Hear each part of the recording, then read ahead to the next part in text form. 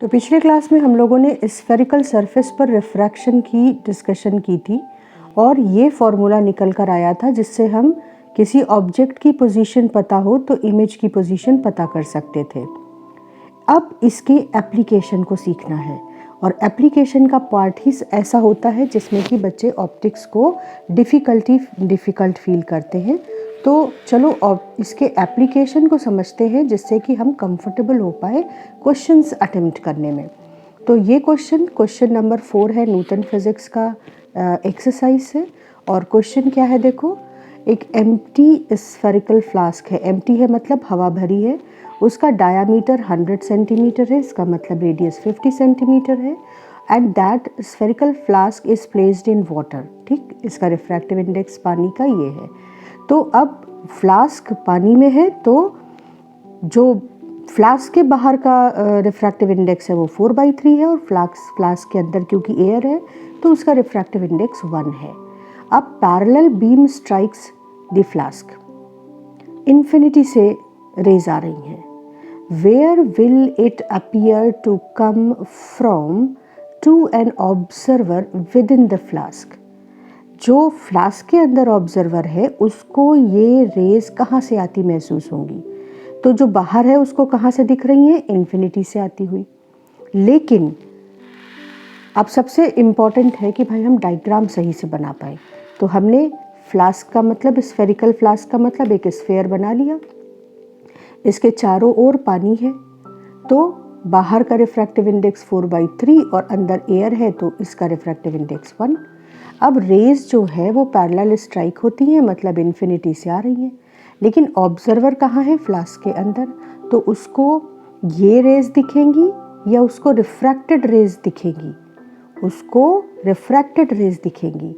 तो उसके लिए जो रेज है, वो जो सच्चाई है वो है जो रिफ्रैक्टेड रेज उसको दिखाएंगी। तो रिफ्रैक्टेड रेज के लिए सबसे इम्पॉर्टेंट क्या है बेटा? जब रेज इस सरफेस पे गिरेंगी तो रिफ्रैक्शन इस सरफेस पर होगा। अगर ऑब्जर्वर यहाँ है, ऑब्जर्वर अगर अंदर है तो इसी सरफेस के रिफ्रैक्शन से जो असर आएगा वो इसको दिखेगा। लेकिन अगर ऑब्जर्वर मैंने यहाँ रख दिया होता तो रेज पहले यहाँ पे रिफ्रैक्ट होती, फिर यहाँ पे रिफ्रैक्ट होती और तब जो रेज इस ऑब्जर्वर तक पहुँचती, इस ऑब्जर्वर के लिए वो सच्चाई होती। तो फिलहाल केस सिंपल है कि ऑब्जर्वर इस फ्लास्क के अंदर है, यानी रिफ्रैक्शन आपको केवल एक ही सरफेस पे कंसीडर करना है। तो हमने इंसिडेंट रेज पैरेलल बनाई और यहाँ पर मैंने तुम लोगों को बताया था कि मैं नॉर्मली कंपास से जो रिफ्रैक्टिव सरफेस है वो बनाती हूँ, जिससे मुझको एक आइडिया रहता है कि भाई नॉर्मल इस पॉइंट से, ये है सेंटर ऑफ कर्वेचर और नॉर्मल जो है वो इस पॉइंट से जाएगा। तो हमने नॉर्मल बना दिया इस तरह से। यहाँ पर नहीं भी बनाते तो चलता, ये वहाँ पे ज़्यादा इम्पॉर्टेंट हो जाता है जहाँ पे हमें रिफ्रैक्टेड रेज का डायरेक्शन समझने में दिक्कत हो रही हो। यहाँ पर तो हमको पता है कि जब पानी से हवा में जाएंगी तो रेज नॉर्मल से दूर हटेंगी। तो ये देखो हमने नॉर्मल बना दिया, ये रेज ऐसे जा रही थी और ये रेज इस तरीके से जा रही थी और ये ऐसे चली गई, यानी अवे फ्रॉम द नॉर्मल। ये रेज आप पीछे बढ़ाओगे। नॉर्मली हम क्या कहते हैं कि एक ये रे ले लेते हैं और एक रे लेते हैं जो इस सरफेस पे नॉर्मल इंसिडेंट हो रही है और बिना रिफ्रैक्शन चली जाती है। तो सिर्फ एक रे बनाने से ही काम चल जाता है और हमारा जो रे डायग्राम है वो थोड़ा नीट एंड क्लीन होता है। यहाँ मैंने दूसरी ले ली है लेकिन इसकी ज़रूरत नहीं थी। हम इस प्रिंसिपल एक्सिस पर भी जो रे इंसिडेंट हो रही है उसे कंसीडर कर सकते थे। तो अब ये जो दोनों रेज रिफ्रैक्टेड हैं, ये पीछे बढ़ाने पर जिस पॉइंट पे मिल रही हैं वहाँ पर हम इन दोनों रेज की वजह से, के रिफ्रैक्शन की वजह से जो इमेज फॉर्म होगी वर्चुअल, उसकी पोजीशन है ये। अगर हम ये पूरा डिस्कशन एनालिसिस ना भी कर पाए तो हम सिंपल क्या करेंगे, हम फॉर्मूला इस्तेमाल कर लेंगे और सारे रूल्स के साथ। तो फॉर्मूला पहले हमने लिख दिया, N2 upon V minus N1 upon U is equal to N2 minus N1 upon R। अब N2 N1 यहाँ हमने लिख रखा है, लेकिन अगर दो जगह रिफ्रैक्शन हो तो बेटर है कि आप सिर्फ रिफ्रैक्टिव इंडेक्स लिखिए, क्योंकि N2 क्या है जिसमें रिफ्रैक्टेड रे हो और N1 क्या है जिसमें इंसिडेंट रे हो। तो हम इस सरफेस पर और इस सरफेस पर सिर्फ इस रूल को फॉलो करते हुए अपनी वैल्यूज़ रखेंगे। अच्छा, U और V को हमेशा पोल से, इस सरफेस से रिफ्रैक्शन हो रहा है तो इसका पोल यहाँ, तो यहाँ से मेज़र करेंगे। इस सरफेस पर रिफ्रैक्शन हो रहा होता तो यहाँ से मेज़र करते। और साइन कन्वेंशन, एक लाइन का साइन कन्वेंशन, जितनी रेज पोल से मेज़र करते समय हमें इंसिडेंट रे की उल्टा चलना पड़े वो सब नेगेटिव, और जितनी रेज नहीं बेटा, जितनी डिस्टेंसेस, और जितनी डिस्टेंसेस को पोल से मेज़र करते हुए हमें इंसिडेंट रे की ही डायरेक्शन में चलना पड़े वो सब पॉजिटिव। ठीक, तो अब रूल फॉलो करते हैं। यहाँ पर हमें सिर्फ इतना मान लो समझ में आया कि पैरेलल रेज इंसिडेंट होती हैं, और ये एनालिसिस कि ये इस तरह रिफ्रैक्ट हुई और इस तरीके से पीछे बढ़ाने पर यहाँ इमेज बनी, नहीं समझ आया, कोई प्रॉब्लम नहीं। आपने पैरेलल रेज से ये पता कर लिया कि जो ऑब्जेक्ट है वो इन्फिनिटी पर है, क्योंकि इनफाइनाइट डिस्टेंस पर जो ऑब्जेक्ट है उसी से रेज पैरेलल इंसिडेंट होती है। तो हमने यहाँ पर इस सरफेस के लिए रिफ्रैक्शन का फॉर्मूला लगाया इस सरफेस पे, तो रिफ्रैक्शन हो रहा है एयर में, तो हमने कहा N2 है, रिफ्रैक्टेड रे है एयर में, अपॉन V हमें पता करना है, जो पता करना है उसे कोई साइन नहीं देते हैं, माइनस N1 यानी 4/3 जिसमें इंसिडेंट रे है, अपॉन U जो है वो इन्फिनिटी है, ये पता है हमें, तो साइन का कोई प्रॉब्लम नहीं, क्योंकि ये टर्म ही ज़ीरो हो जाएगा। अदरवाइज़ हम पोल से ऑब्जेक्ट की डिस्टेंस मेज़र करने के लिए लेफ़्ट साइड चलते, जबकि जो इंसिडेंट रे है वो राइट जा रही है, तो U अगर इनफाइनाइट नहीं होता तो हम U की वैल्यू को निगेटिव साइन के साथ सब्सटीट्यूट करते, इज़ इक्वल टू N2 यानी रिफ्रैक्शन जहाँ हो रहा है, माइनस N1 यानी जहाँ इंसिडेंट रे है 4/3 अपॉन रेडियस ऑफ कर्वेचर। तो हमें पता है कि जो स्फीयर है उसका डायमीटर 100 सेंटीमीटर है, तो रेडियस 50 सेंटीमीटर है, तो हमने यहाँ पे R को 50 लिख दिया, और अब साइन भी डिसाइड कर ले। तो रेडियस ये है सेंटर ऑफ कर्वेचर, तो रेडियस को मेज़र करने के लिए आपको पोल से राइट जाना पड़ेगा, और इंसिडेंट रे भी राइट जा रही हैं, तो ये प्लस साइन के साथ। अब सॉल्व करते हैं, 1/V ये 0 हो गया, इज़ इक्वल टू ये 3 minus 4/3 that is minus 1/3 upon 50। तो 1/V हो गया माइनस 1/150, तो V हो गया माइनस 150। अब एक और rule, if V is negative, this implies virtual image.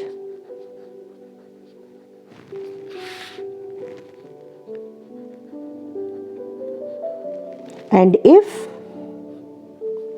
V is positive,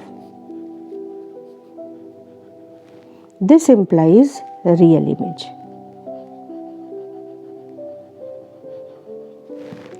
तो हमें इतना समझ में अगर सिर्फ आया कि पैरेलल रेस का मतलब इनफाइनाइट डिस्टेंस पर ऑब्जेक्ट है, तो जैसे ही V माइनस 150 आया हम समझ गए कि हमको पोल से इंसिडेंट रे के ऑपोजिट चलना पड़ेगा, पोल से राइट नहीं चलना पड़ेगा, लेफ्ट चलना पड़ेगा।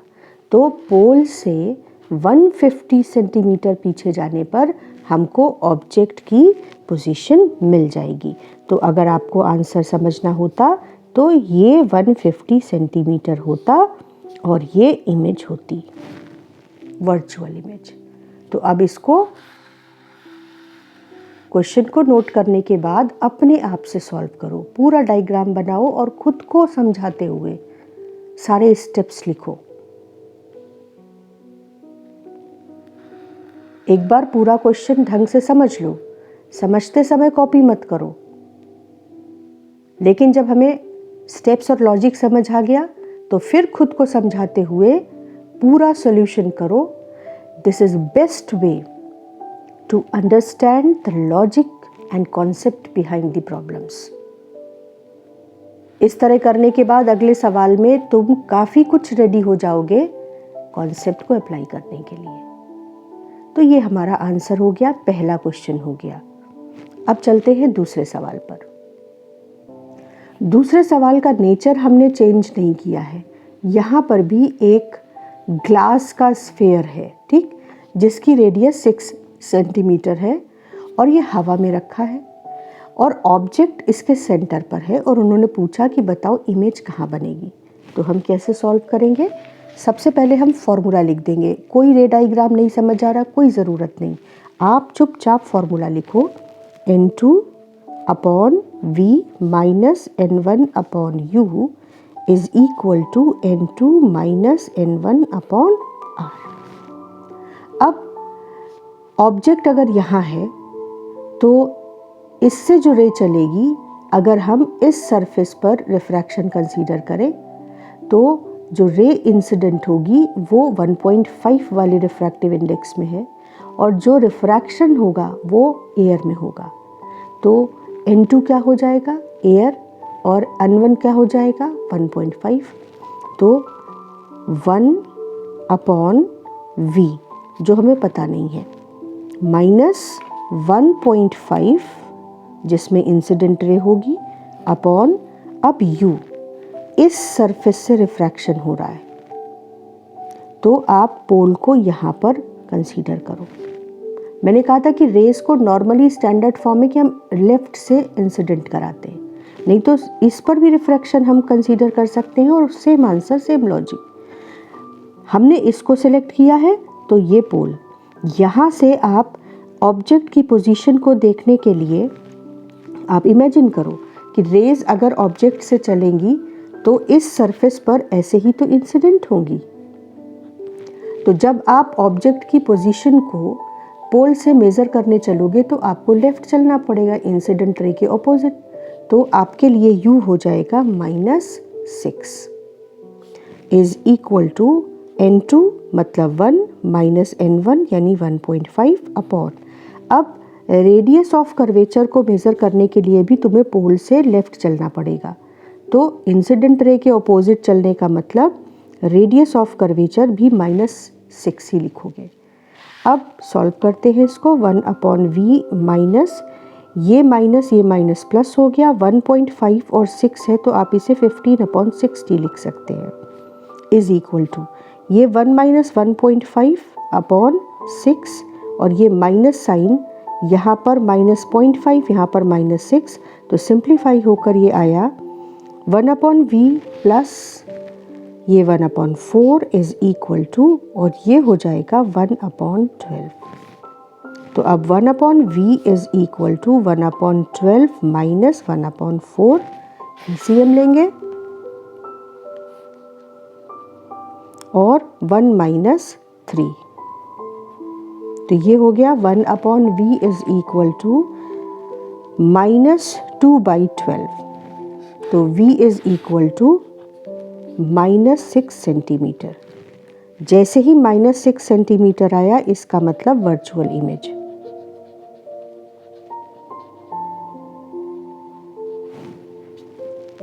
और कहाँ पर बनेगी?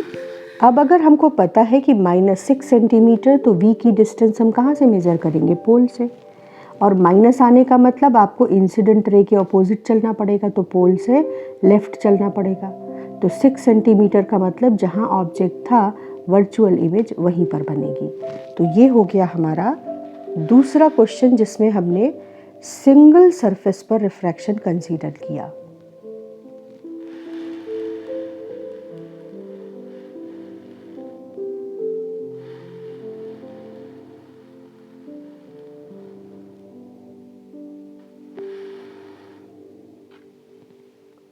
अब नेक्स्ट क्वेश्चन पर चलते हैं। क्वेश्चन पिछली बार जैसा है और इसलिए वीडियो पॉज करके तुम्हें इसे खुद ट्राई करना चाहिए। एक ग्लास स्फीयर जिसका रेडियस 5 सेंटीमीटर है और उसमें 2 सेंटीमीटर की डिस्टेंस पर सेंटर से एक छोटा सा बबल है, यानी ऑब्जेक्ट है, ठीक।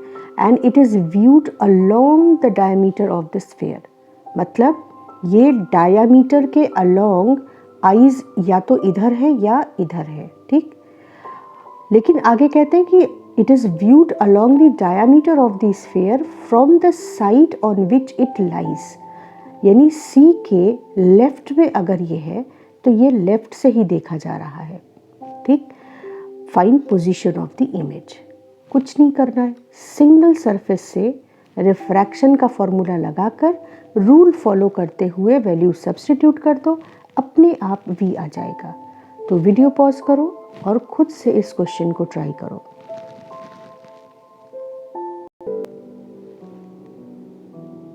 तो अब डिस्कस करते हैं कि कैसे करना है। जब इस तरह का सवाल है तो मैंने कहा है कि आप N1 N2 मत लिखिए, आप जैसे रिफ्रैक्टिव इंडेक्स ऑफ वाटर और रिफ्रैक्टिव इंडेक्स ऑफ एयर। अब इस सरफेस से, क्योंकि ऑब्जर्वर जिस तरफ ये बबल है उसी तरफ से देख रहा है, तो वाटर का रिफ्रैक्टिव इंडेक्स रिफ्रैक्टेड रे वाला मीडियम हो जाएगा, और एयर का, और वाटर का रिफ्रैक्टिव इंडेक्स वो मीडियम हो जाएगा जिसमें इंसिडेंट रे है। तो N2 ये हो जाएगा और N1 ये हो जाएगा। हमने सबसे पहले फॉर्मूला लिख दिया, उसके बाद N2 यानी जिसमें रिफ्रैक्टेड रे है 1/V माइनस 1.5 अपॉन U। अब इंसिडेंट रे लेफ्ट जा रही है, ठीक। यहाँ पे बबल है तो इंसिडेंट रे तो ऐसे ही गिरेगी, यानी लेफ्ट चलेगी, और आपको जो डिस्टेंस मेज़र करनी है वो पोल से मेज़र करनी है। तो जब आप U के लिए मेज़र करने के लिए चलेंगे तो आपको O की तरफ बढ़ने का मतलब राइट बढ़ना पड़ेगा।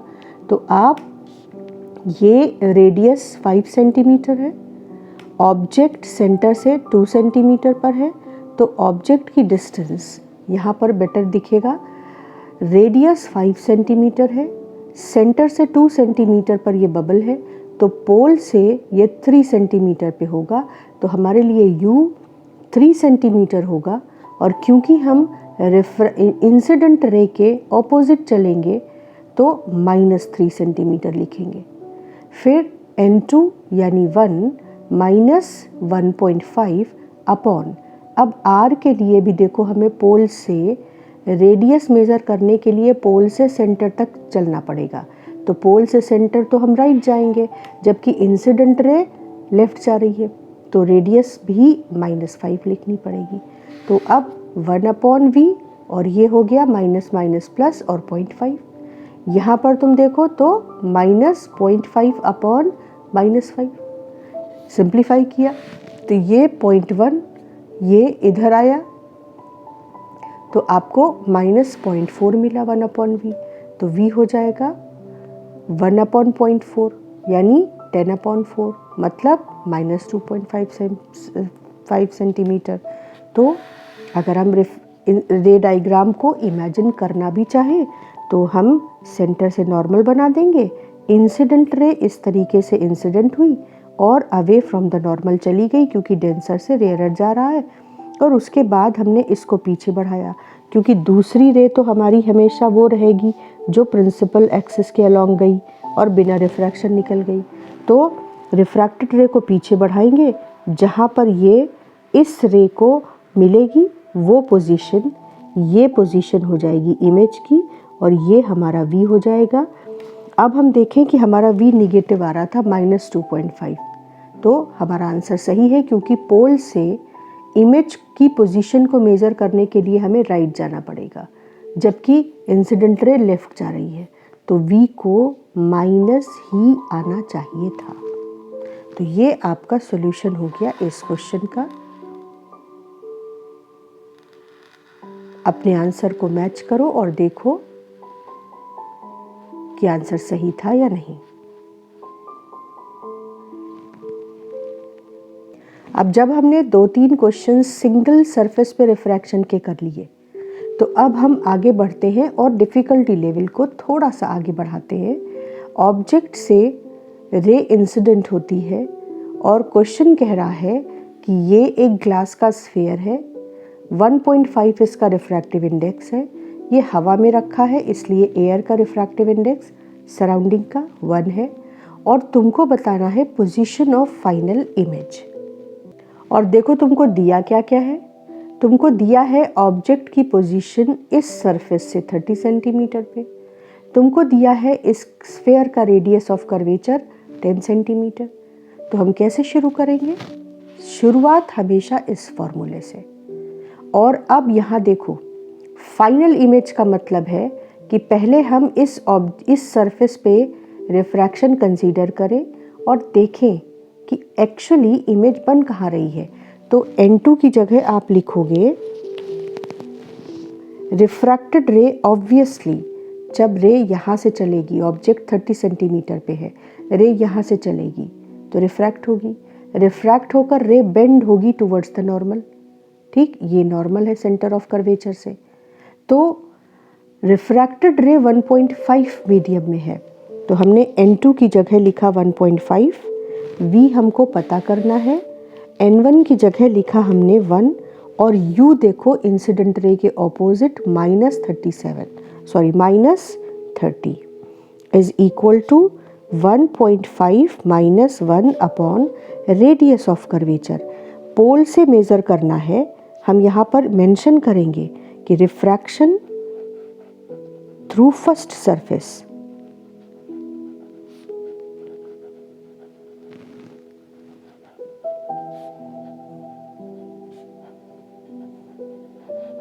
तो फर्स्ट सरफेस के पोल से सेंटर तक चलने के लिए आपको राइट जाना पड़ेगा, इंसिडेंट रे की डायरेक्शन है तो ये जो रेडियस ऑफ कर्वेचर है ये प्लस साइन के साथ। अब इसको सॉल्व कर लेते हैं।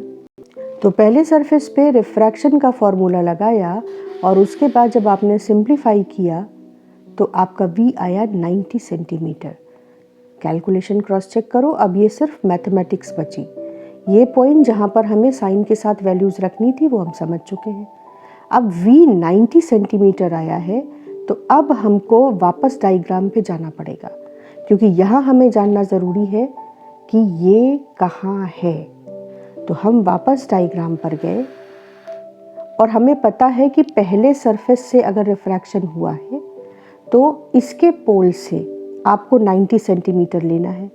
V कैसा आया है देखो, पॉजिटिव। इसका मतलब क्या हुआ कि रियल इमेज। रियल इमेज का मतलब आपको इंसिडेंट रे की डायरेक्शन में पोल से 90 चलना है। ठीक, तो इंसिडेंट रे की डायरेक्शन टुवर्ड्स राइट है तो आपको राइट चलना है पोल से 90 सेंटीमीटर। ये देखो 10, ठीक, और ये डिस्टेंस भी 10। तो यहाँ से जब आप 90 चलोगे तो 20 तो यही हो गया। इसके बाद आपको यहाँ पहुँचकर 70 और चलना है। तो हमने इस लाइन को थोड़ा आगे ड्रॉ किया और हमने कहा कि ये है वो पॉइंट जो इस सरफेस से 70 सेंटीमीटर पर है। तो फर्स्ट सरफेस से जो इमेज बनेगी उसे यहाँ बनना चाहिए। तो हम कहेंगे इमेज नंबर 1 को यहाँ बनना चाहिए। अब देखो इसको हम ड्रॉ कैसे करेंगे। हम इस पॉइंट को यहाँ तक तो हम रे बनाएंगे प्रॉपर, यहाँ तक, ठीक। लेकिन इसके बाद यहाँ पर रिफ्रैक्शन फिर से हो जाएगा। तो जो रिफ्रैक्शन यहाँ होगा उसकी वजह से ये जो रे है ये फिर से बेंड होगी। तो आगे जो रे बनाएंगे वो डॉटेड बनाएंगे क्योंकि वो एक्चुअली उस रास्ते पर चली नहीं, वो सेकंड सरफेस पर रिफ्रैक्ट हो गई और किसी और ही रास्ते पर गई। तो ये जो रे है ये अगर ये सरफेस ना होती तो यहाँ जाती। तो अब अगला रूल, इस सरफेस को ये रिफ्रैक्टेड रे सच्चाई लगेगी। इस सरफेस के लिए ये यहाँ इमेज बना रही है तो ये इसके लिए ऑब्जेक्ट है। पहली सरफेस से जो इमेज बनेगी वो दूसरी सरफेस के लिए ऑब्जेक्ट का काम करेगी, क्योंकि दूसरी सरफेस को ये रे नहीं दिख रही है, उसको ये रे दिख रही है, जो कि अगर ये ना होती तो यहाँ जाकर मिलती। तो इसके लिए पहली इमेज ऑब्जेक्ट है। अब हम लिखेंगे कि सेकंड सरफेस पर, यहाँ तक तो हमने रे बनाई, उसके बाद हम नॉर्मल भी ड्रॉ कर लेते हैं। तो जब नॉर्मल ड्रॉ कर लेंगे देखो, तो हमको पता है कि ये रे 1.5 से 1 वाले रिफ्रैक्टिव इंडेक्स वाले मीडियम में जा रही है, यानी अवे फ्रॉम द नॉर्मल होगा। तो जो रे इस तरीके से जा रही थी, वो रे अगर नॉर्मल से दूर जाएगी, तो देखो ऐसे जा रही थी, नॉर्मल से दूर जाने का मतलब है कि रे को इस तरीके से बेंड हो जाना चाहिए, अवे फ्रॉम द नॉर्मल। ये बेसिक्स अगर समझ में आ गए तो ऑप्टिक्स के क्वेश्चंस में भी तुमको खेलना ही है। तो ये जो फाइनल इमेज बनेगी इस सरफेस की वजह से, उसके लिए हम चुपचाप सेकेंड सरफेस पर ये फॉर्मूला लगा देते हैं N2/V वाला। तो हमने यहाँ पर लिखा refraction at the second surface.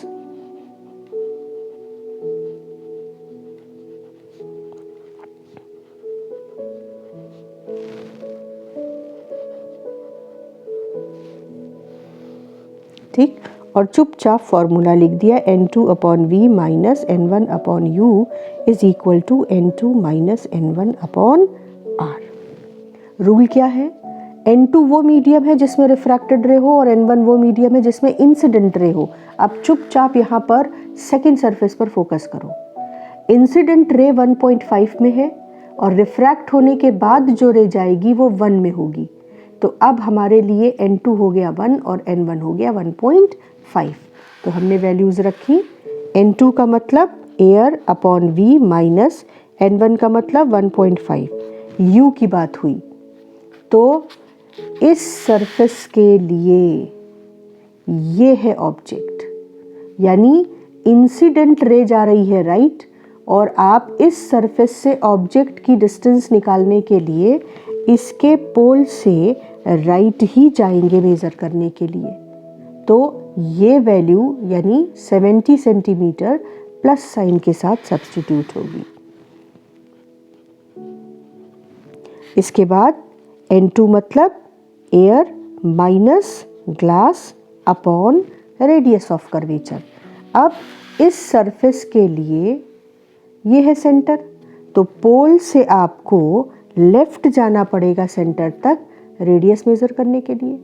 ये पोल से सारी डिस्टेंसेस लेते हैं, तो ये जो 10 सेंटीमीटर है ये इंसिडेंट रे के ऑपोजिट ले रहे हैं, इसलिए ये 10 सेंटीमीटर नेगेटिव साइन के साथ रखना होगा। तो हमने यहाँ पर -10 रख दिया। अब इसको सिंप्लीफाई करते हैं। जब सिंप्लीफाई करेंगे तो देखो V की वैल्यू 14 सेंटीमीटर आ जाएगी, यानी सेकेंड सरफेस के पोल से इंसिडेंट रे की डायरेक्शन में 14 सेंटीमीटर चल के इमेज बनेगी। तो डायग्राम में वापस आते हैं और सेकेंड सरफेस के पोल से +14 का मतलब इंसिडेंट रे की डायरेक्शन में चलकर आपको 14 सेंटीमीटर पर इमेज मिल जाएगी। ये होगी I2 यानी फाइनल इमेज। तो फाइनल इमेज की वैल्यू, फाइनल इमेज की पोजीशन कैसे लिखेंगे? सेकेंड सरफेस से 14 सेंटीमीटर और फर्स्ट सरफेस से 10 + 10 + 14 दैट इज 34 सेंटीमीटर। तो अगर ऑप्शंस दिए हैं तो देखना पड़ेगा कि हमको कौन सा ऑप्शन सबसे सही मिल रहा है। तो अब ये दो सरफेस पर रिफ्रैक्शन हो गया। मुश्किल बिल्कुल नहीं था, बस रूल नहीं भूलना है। रूल मिस किया और क्वेश्चन गलत हुआ।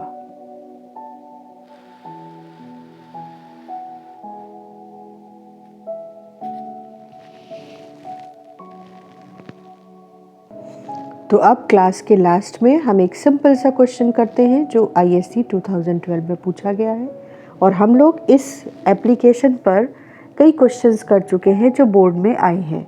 तो आप वीडियो पॉज करके फटाफट इसको सही से करो और देखो कि तुम सही आंसर निकाल पाए या नहीं। और खुद से सॉल्व करने के बाद आंसर चेक करो। आंसर